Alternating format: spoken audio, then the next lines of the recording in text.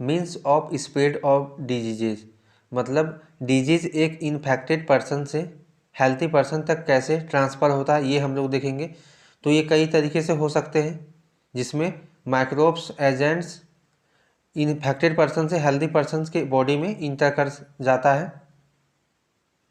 तो ये एयर के थ्रू भी आ सकता है। सपोज दैट एक व्यक्ति है इन्फेक्टेड पर्सन, वो छींकता है या खांसता है, तो उसके नोज से, उसके माउथ से जो टीनी ड्रॉपलेट निकलते हैं वो एयर में जाता है, और उसके नज़दीक में अगर कोई व्यक्ति खड़ा है वो फिर इनहेल करेगा तो उस ड्रॉपलेट जो एयर में मौजूद है उसके बॉडी के अंदर आ जाएंगे, और इस तरह से इन्फेक्टेड पर्सन के बॉडी से हेल्थी पर्सन के बॉडी में माइक्रोब्स इंटर करेंगे और उनको इन्फेक्शन हो सकता है।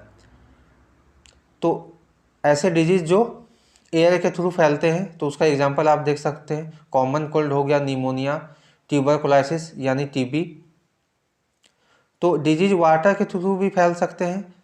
कोई व्यक्ति है वो कोलेरा से सफ़र कर रहा है, तो उसका स्क्रीटा अगर रिवर या पॉन्ड के वाटर में मिक्स हो जाते हैं और वो किसी माध्यम से, किसी तरीके से अगर ड्रिंकिंग वाटर में मिक्स हो जाते हैं और उस ड्रिंकिंग वाटर को आसपास में रहने वाले लोग यूज करेंगे, तो इस तरह से कोलेरा हेल्थी पर्सन को भी हो सकता है। कुछ माइक्रोबल इन्फेक्शंस हैं जैसे सिफिलिस और एड्स, तो ये सब सेक्सुअल कॉन्टैक्ट के कारण एक इन्फेक्टेड पर्सन से हेल्थी पर्सन में ट्रांसफ़र होते हैं। तो कॉजुअल कॉन्टैक्ट के कारण किसी व्यक्ति को सिफिलिस या एड्स नहीं हो सकता है, जैसे अगर वो इन्फेक्टेड पर्सन से हाथ मिलाएं या उसको गला मिले, या कोई स्पोर्ट खेलते हैं जैसे रेसलिंग, तो उसमें भी तो एक दूसरे के बॉडी को टच करना पड़ता है। तो इस तरीके से किसी व्यक्ति को एड्स या सिफिलिस नहीं हो सकता है। सेक्सुअल कॉन्टैक्ट्स के अलावा भी व्यक्ति को HIV या एड्स हो सकता है अगर वो ब्लड टू ब्लड कॉन्टैक्ट में आए, यानी इन्फेक्टेड पर्सन ब्लड डोनेट करेगा एक हेल्थी पर्सन को, तो उसको एड्स या HIV हो सकता है। और एक इन्फेक्टेड मदर है जिसको HIV या एड्स है, तो वो प्रेगनेंसी के दौरान उसके बेबी को भी ये बीमारी हो सकता है, या फिर जब वो अपने बेबी को ब्रेस्ट फीडिंग कराएगी, दूध पिलाएगी, तो उस समय भी उसको एड्स या HIV हो सकता है। तो इस तरह से इन्फेक्टिंग एजेंट सिक पर्सन से एक हेल्थी पर्सन में इंटर करते हैं, उसके बॉडी में इंटर करते हैं। तो कुछ ऐसे एनिमल्स हैं जो इन्फेक्टिंग एजेंट को कैरी करते हैं एक सिक पर्सन से हेल्थी पर्सन तक, तो ऐसे एनिमल्स को आप वेक्टर्स कहेंगे। एग्जाम्पल के लिए mosquito and tissue specific manifestations, यानी पैथोजन्स बॉडी के अंदर इंटर करते हैं तो वो कोई स्पेसिफिक टिश्यू या स्पेसिफिक ऑर्गन को टारगेट करते हैं, उसको अपना घर बनाते हैं, वहाँ पे अपनी ग्रोथ को बढ़ाते हैं। तो ये डिपेंड करता है कि वो बॉडी के किस पार्ट से इंटर किए हैं।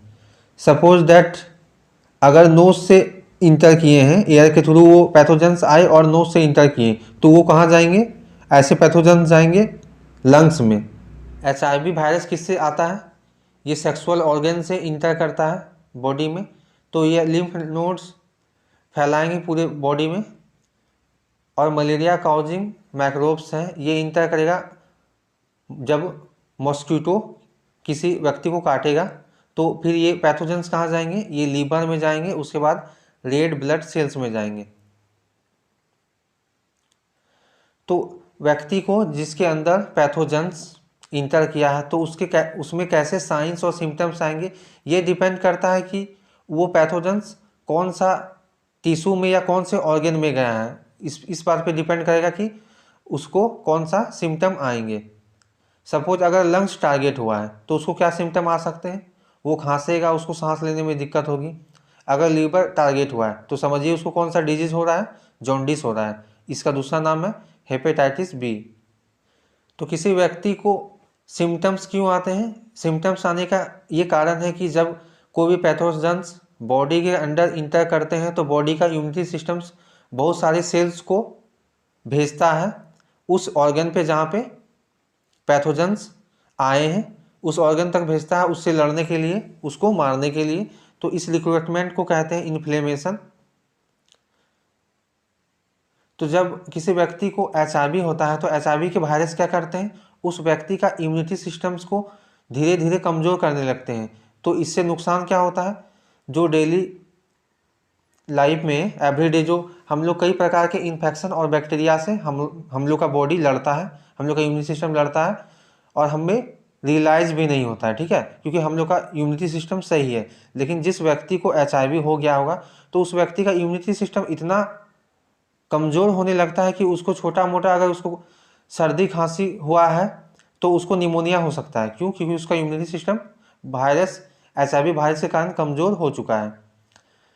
तो किसी व्यक्ति को अगर डिजीज़ हुआ है तो वो डिजीज़ कितना खतरनाक है या वो डिजीज़ धीरे धीरे ठीक हो जाएगा, यह बात उस पर डिपेंड करेगा कि उसके बॉडी में कितने सारे माइक्रोब्स, कितने सारे पैथोजेंस इंटर किए हैं। अगर पैथोजेंस की संख्या कम है तो डिजीज़ माइनर होगा, हो सकता है कि व्यक्ति को फील भी नहीं होगा कि उसके अंदर कोई पैथोजेंस इंटर किए हैं, उसको डिजीज़ नहीं फैल नहीं सकता है, बढ़ नहीं सकता है, उसका डिजीज़ अपने आप भी ही ख़त्म हो सकता है। लेकिन अगर माइक्रोब्स पैथोजेंस की संख्या ज़्यादा हो तो उसको ज़्यादा प्रॉब्लम हो सकता है डिजीज़ में, उसके लाइफ में ज़्यादा स्ट्रगल हो सकता है डिजीज़ के कारण।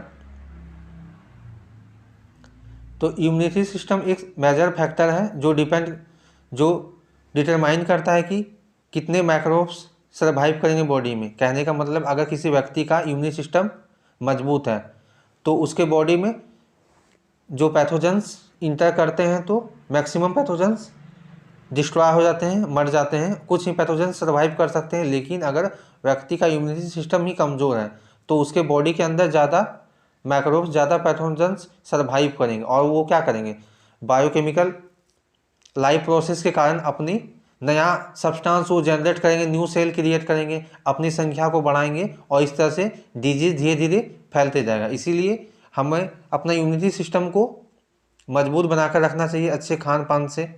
समय पे सोना है, समय पे उठना है, हर काम टाइम पे करना है, अपने हेल्थ का ख्याल रखना है, तो हम लोग का इम्यूनिटी सिस्टम बहुत अच्छा रहेगा। तो इस वीडियो में इतना ही स्टूडेंट्स। अगर आपको ये वीडियो अच्छा लगा तो चैनल को सब्सक्राइब करके बेल आइकन को हिट कर दीजिए। Thank you.